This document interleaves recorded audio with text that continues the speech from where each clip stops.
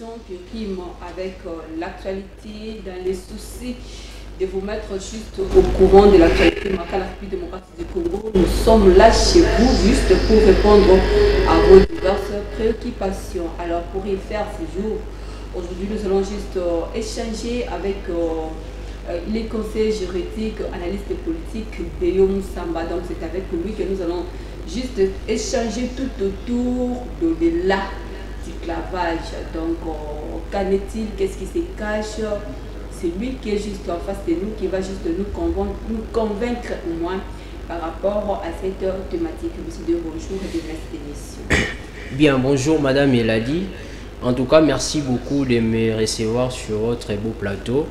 Ça serait pour moi une omission hautement coupable si jamais d'entrée des jeux, je ne rends pas un vibrant hommage au primus inter pares, c'est-à-dire à la personne qui m'a envoyé, M. Mertsuka Dimongili. Également une haute trahison si je ne rends pas grâce à Dieu. En tout cas, ça faisait vraiment une lurette que je suis passé à la télévision. Il était très impérieux pour que je puisse passer. Vous allez remarquer que le constat il est âpre et que le pays va de plus en plus décrescendo. Il faut que nous jeunes puissions éclairer la grande masse de la manière dont le pays est en train d'avancer de façon effilochée et dégénérée. Et tant que jeune, j'ouvre d'abord cette émission avec le sujet d'actualité sur la révision de la Constitution. Quelle est votre lecture? Bien, merci beaucoup. C'est une question d'actualité, soit de la révision du changement de la Constitution, mais seulement la révision, telle que vous l'avez annoncé, elle est bel et bien prévue dans la Constitution. Il y a même de matières il faut toucher pour que la Constitution soit révisée. Mais en même temps, la Constitution elle-même verrouille certaines matières. C'est ce qu'on appelle de matières intangibles, voyez-vous. Alors, si on touchait ces genres de matières, on pourrait tomber à ce qu'on appelle en droit la théorie de la fraude implicite de la Constitution. Donc, de ce fait, je trouve que si la Constitution devra être changée, elle doit aussi bénéficier de l'approbation de la population, puisque la Constitution, comme vous le remarquez... Vous faites partie aussi de cette population, alors quelle est votre appréciation d'abord comme étant peuple congolais, avant de réagir comme étant analyste politique? Bon, moi je ne suis pas partant de ces discours, parce que je trouve que le problème du Congo, ce n'est pas un problème textuel, comme vous le voulez bien. Le problème du Congo, c'est un problème d'homme, en fait. Voilà pourquoi je ne trouve pas opportun de pouvoir changer la Constitution. Vous savez, Madame Elali, tenez pour information, nous sommes un des rares pays à expérimenter, il y a même des auteurs plus sévères qui le disent, nous sommes un des rares pays à expérimenter près de 22 constitutions. Voyez-vous, mais si vous regardez le bilan de ces constitutions qu'on a amendées, vous allez remarquer que nous avons reculé. Donc, où se trouvent les risques de toute façon de votre côté au cas où que la constitution de la République démocratique du Congo sera-t-elle révisée?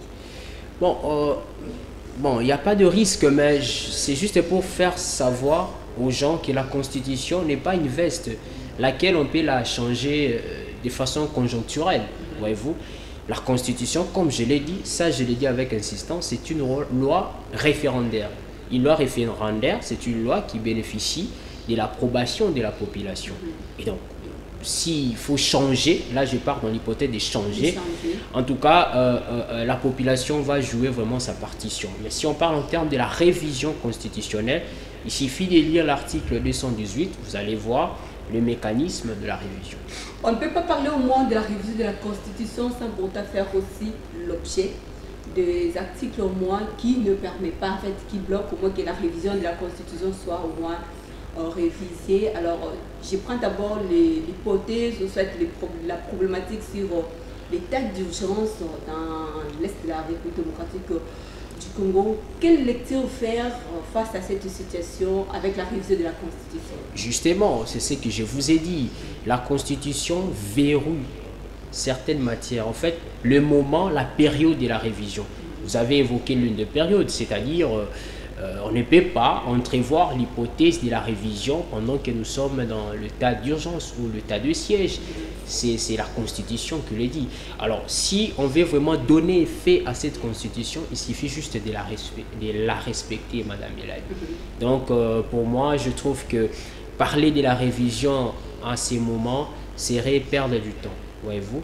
Voilà pourquoi nous ne sommes pas partants de ces discours. Le problème, comme je l'ai dit, il est anthropocentrique. Le problème, il est centralisé par l'homme. Puisque aujourd'hui, le problème en réalité, c'est au niveau de l'interprète, ou soit de l'interprétation. L'interprète, c'est-à-dire la personne qui interprète la Constitution, veut toujours tirer la bonne interprétation de son côté. Et lorsque cela est devenu en fait le goût des politiciens, parce qu'on parle déjà, on parle de ça plutôt chaque jour, vous de votre côté, vous êtes au moins optimiste pour dire non à la révision de la Constitution. Quels seraient les enjeux politiques si la révision ne soit pas tellement acceptée, qu'elle soit révisée par la population? Justement, la crainte, c'est au niveau de la division de l'unité nationale, puisque c'est un héritage que nous avons acquis déjà.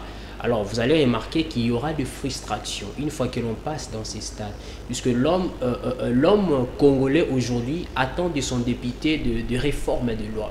L'homme congolais aujourd'hui attend de son président la réalisation de programmes du gouvernement. L'homme congolais attend aujourd'hui de son premier ou sa première ministre la réalisation de programmes, comme je l'ai dit, de gouvernement. Et donc, parler de la révision ou du changement constitutionnel, moi je trouve que c'est de faire perdre le temps à l'homme congolais. Donc, j'estime et je pense que ces discours ne vont pas bénéficier de l'unité nationale. Donc, la nécessité pour moi de ne pas... voilà, passer à ce genre de discours. Pour tourner la page avec le tout premier sujet sur la révision de la Constitution de votre côté, tant que jeune, un message à la jeunesse congolaise. Bon, aux jeunes, je dirais ceci, en tout cas, il est temps de prendre des décisions, puisque nous n'avons que le Congo. C'est notre héritage, alors il faut se dire, la jeunesse doit aussi avoir une place. Il est certes vrai qu'aujourd'hui, il suffit d'observer ce qui se passe. Vous allez remarquer que le jeune ou la jeunesse, nous sommes laissés à notre triste sort. Et donc, lorsque le politique congolais discute sur des grands sujets ou des grandes thématiques, il faut y prendre part. C'est ça qui vous empêche de ne pas vous impliquer. C'était juste une question de curiosité. On tourne la page avec le tout premier sujet sur la révision de la Constitution. On ouvre au moins cette fois-ci une nouvelle page qui concerne au moins cette émission au-delà du clavage. Qu'en est-il? Qu'est-ce qui se passe au-delà du rideau de cette thématique démocratie? Merci, Madame Elali. Au-delà du clivage, c'est un manuel écrit par un jeune ambitieux, au fait, à la personne de M. Mertsuka Dimongili. Au-delà du clivage, au-delà du discours de changement de la Constitution, au-delà du discours de la révision constitutionnelle, au-delà des tiraillements entre la majorité et l'opposition, il y a la République. Donc au-delà de nos tensions, il y a le Congo. Au-delà de nos tensions, il y a ces vouloir vivre ensemble, il y a ces mieux-être collectifs. Voilà pourquoi c'est... On sait bien que le temps n'est pas ici, à RDC de toutes les façons. Non, il est juste au-delà du fleuve Congo. Alors s'il faut, vous en fait, j'imagine déjà que vous avez échangé avec lui. Quelle était l'ambition, les soucis majeurs pour mettre ça à la disposition de la population congolaise? Oui, les soucis, ça part d'un constat, comme je l'ai dit dès l'entame. Le constat, il est âpre. Voyez-vous, le pays va décrescendo. Alors, l'auteur de ce manuel, il a juste tourné le regard aux démunis, le regard aux oubliés de la République, c'est-à-dire ceux qui n'ont pas de la chance, ceux qui n'ont plus d'espoir. Vous savez, Madame Elali, nous sommes en train de discuter sur une thématique d'une haute importance, mais allez dans les coins des extrémités de la République, vous allez comprendre qu'il existe des enfants qui n'ont même pas à manger, depuis le matin jusqu'à 7 heures. Et c'est monsieur Mertsuka Dimongili, il a tourné son regard vers ces personnes-là pour porter la voix dans des grands publics, dans des grandes publicités, afin qu'ils puissent comprendre par la lecture que voilà, il existe une classe de personnes qui manquent à manger, qui manquent beaucoup de choses et qui sont abandonnées. Voilà. C'est que je suis. Bon. Il est qui réellement? Emerse Soukadi Mongili, il est initiateur, fondateur d'un grand ou d'une grande ONGD, Chase ONGD en sigle. En tout cas, il a créé cette ONGD dans le souci de mettre les Congolais ensemble, dans le souci de pouvoir faire des actions à caractère sociétal pour accompagner aussi un certain nombre de jeunes, afin qu'ils puissent bénéficier aussi de la montée. Emerse Soukadi Mongili, c'est un Congolais ambitieux. Il a travaillé dans plusieurs endroits, il a été plusieurs fois dans des grands agoras, dans des grands colloques. Actuellement, il est à Paris, il est en France, où il va signer son retour, je crois bien peut-être l'année prochaine.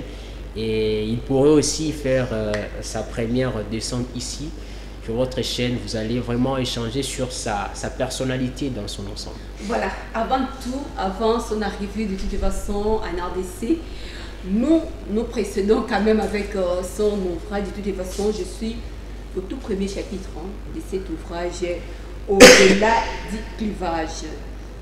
Je vais quand même prendre quelques mots de son ouvrage où il est en train de dire, au moins de parler, ce que je suis. Ok. Donc c'est lui en fait.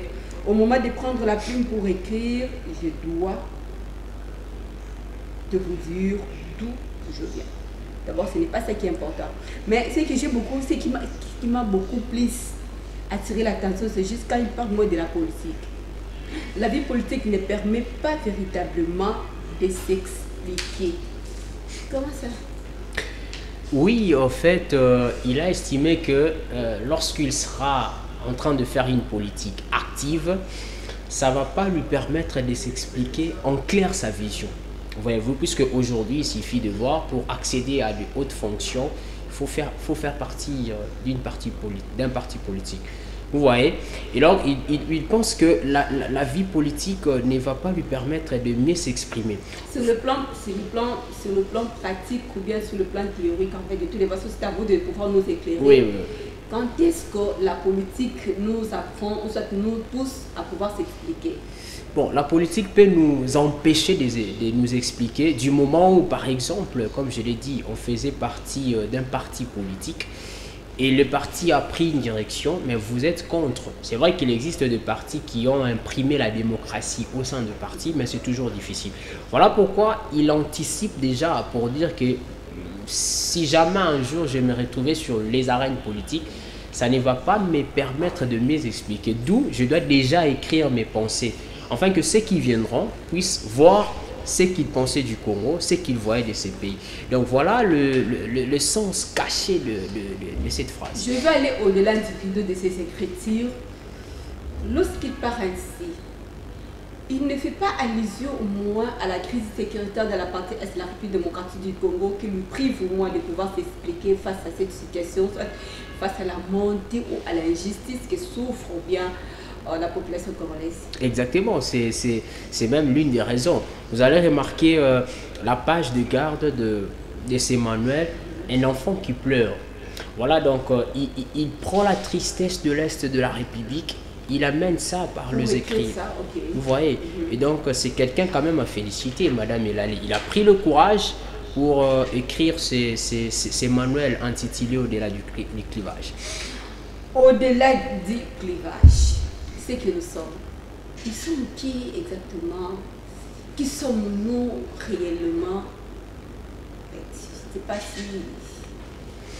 Oui. C'est que nous sommes. Nous sommes quoi? Nous sommes Congolais. Nous sommes Congolais. Nous sommes Congolais, mais un Congo un peu en train de tergiverser. Nous sommes fiers de l'être ou pas? C'est que nous sommes. Pas, si, nous sommes fiers d'être Congolais. Déjà, nous sommes fiers d'être Congolais, mais nous voulons un Congo plus accentué. Voyez-vous, un Congo où les Congolais ne vont plus se regarder en champ de faïence, où les Congolais vont se nourrir de leurs propres ressources, où la culture fiscale va être installée dans nos provinces, où les provinces seront développées. Donc, nous sommes Congolais, mais en même temps, nous voulons que les Congos puissent s'ouvrir, puisque Madame Elali, nous entrons dans une ère de la mondialisation. Et qui dit mondialisation dit miroir sur la scène internationale. Donc, les Congos doivent avoir sa montée aussi sur la scène international pour qu'aujourd'hui, lorsque vous vous présentez au niveau international, que nous sommes Congolais, que l'on ne vous regarde pas avec dédain. On doit regarder les Congolais sur l'espace international avec beaucoup de fierté. Les Congolais doivent refléter ça ne sa reflète fierté. pas, les Congolais ne reflètent pas l'image au moins de la nation congolaise. Rares sont des cas pareils de nos jours. Voilà pourquoi lui il a dit c'est que nous sommes avant tout, nous ne devons pas perdre notre identité. L'homme congolais datant, il était quelqu'un de aussi respectueux. Et il doit revêtir de sa belle robe, il doit revêtir de ce qu'il était hier.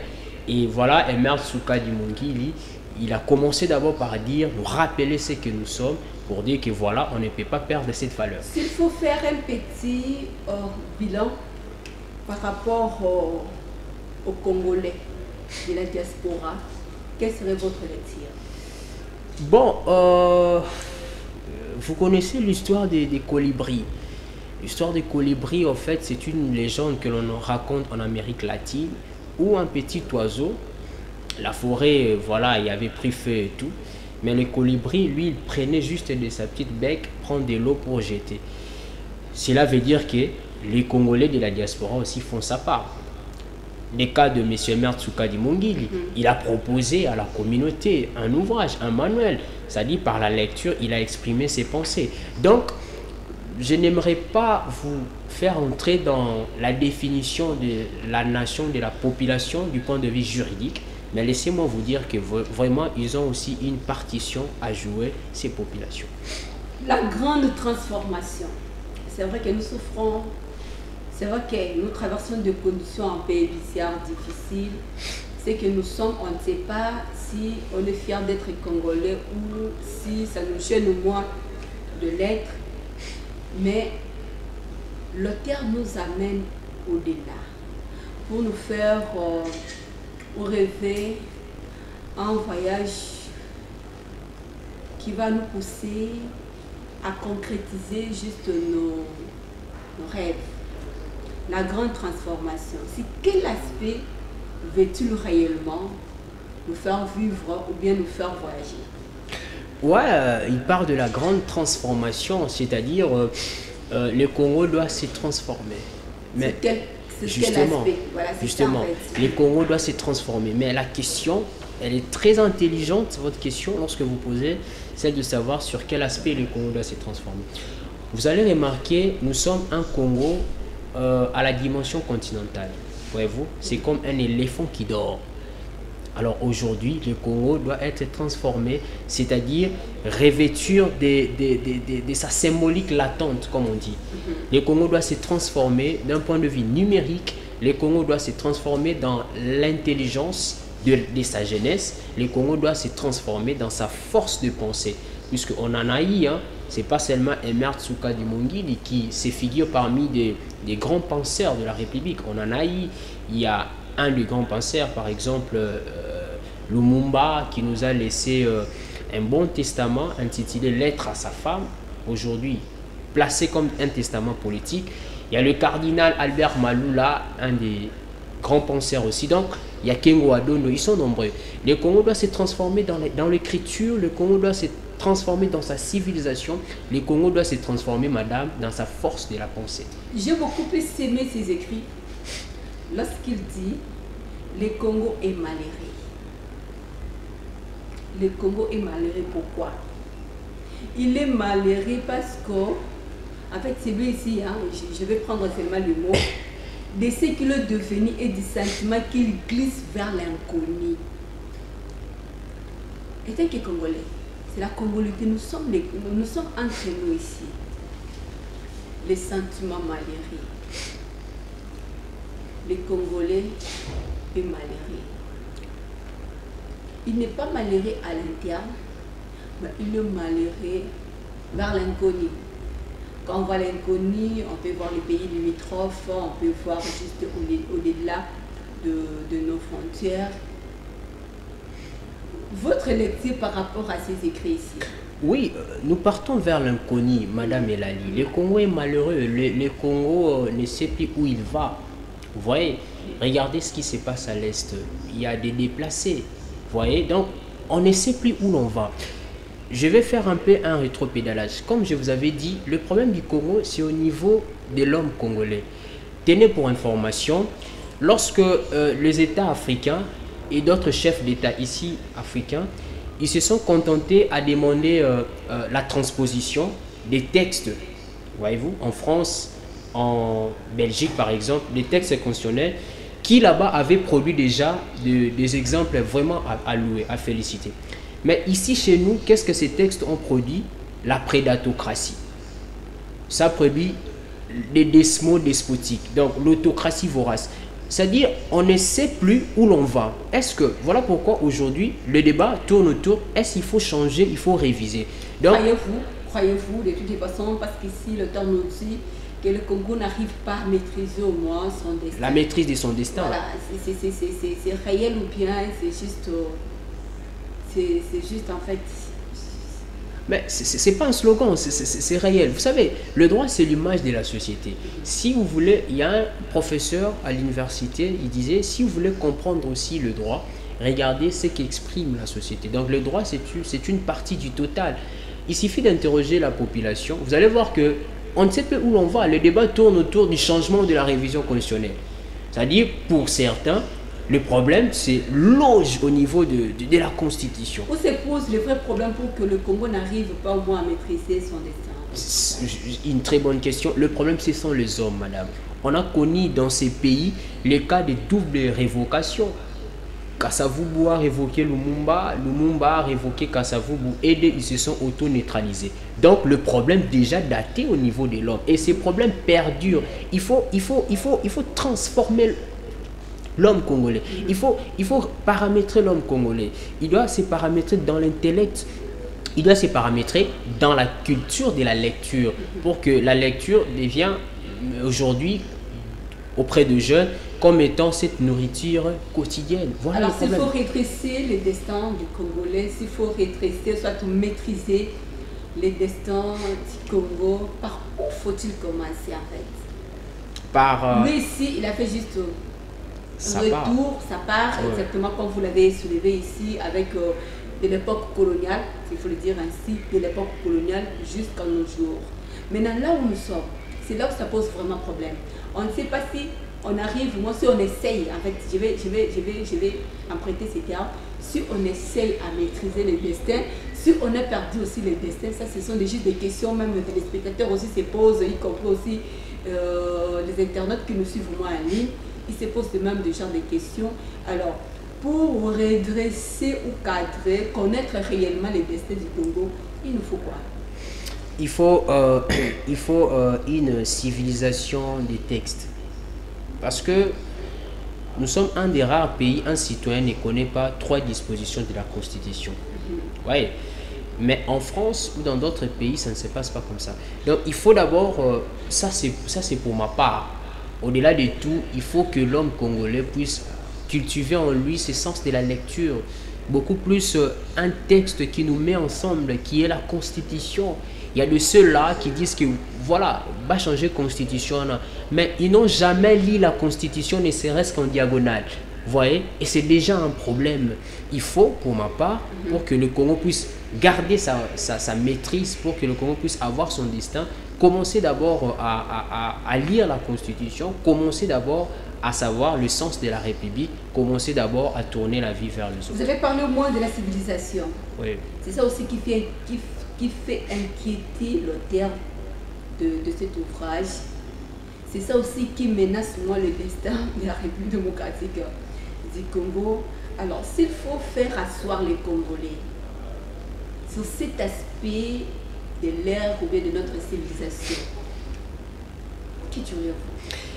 Mais je dirais que c'est un regret parce que aujourd'hui, vous connaissez la théorie de la mémoricide. Cette théorie, au fait, c'est lorsque la population perd sa civilisation. Ouais, lorsque la population perd sa culture. Aujourd'hui, on n'a plus de repères. L'homme congolais n'a plus de repères. Donc, c'est cette mémoricide-là. C'est cette maladie où on ne sait pas où l'on va. Et la mémoricide permet à ce que une génération puisse effacer sa culture. Aujourd'hui, la jeunesse ou les hommes politiques congolais, ils ont oublié la plupart. Et quand l'inculturation prend au moins sa place au moins en République démocratique du Congo, cela passe aux vies et aussi des autorités. Personne ne dit mot de toutes les façons. Est-ce qu'il faut-il condamner la population face à ça? Non, mais la faute, elle est partagée, madame, elle a dit. La faute, elle est partagée. C'est à vous de faire la répartition de toutes les façons. Ouais, justement. En tout cas, la faute, elle est partagée. C'est entre l'homme politique et la population. Mais nous, on se range vraiment du côté de la population pour dire que les politiques doivent vraiment aider cette population dans beaucoup de choses.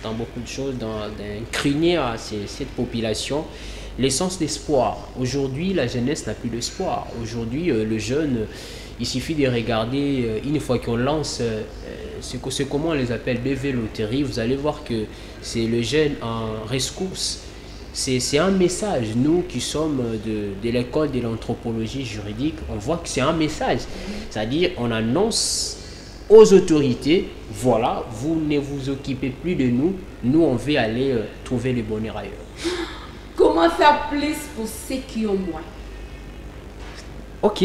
Comment faire plus pour ceux qui ont moins? Comment faire plus pour ceux qui ont moins? C'est d'investir en eux, c'est de leur donner la chance, c'est leur donner aussi l'opportunité, puisque ce n'est pas seulement ceux qui sont dans l'extrémité, ce n'est pas seulement ceux qui sont au fin fond, où on ne peut pas trouver l'intelligence, où on ne peut pas trouver les potentialités. Alors, pour leur aider, il faut investir en eux. C'est-à-dire aider ceux qui n'ont pas, c'est-à-dire ceux qui ont plus doivent aider ceux qui n'ont pas. C'est la théorie de vice-versa, madame.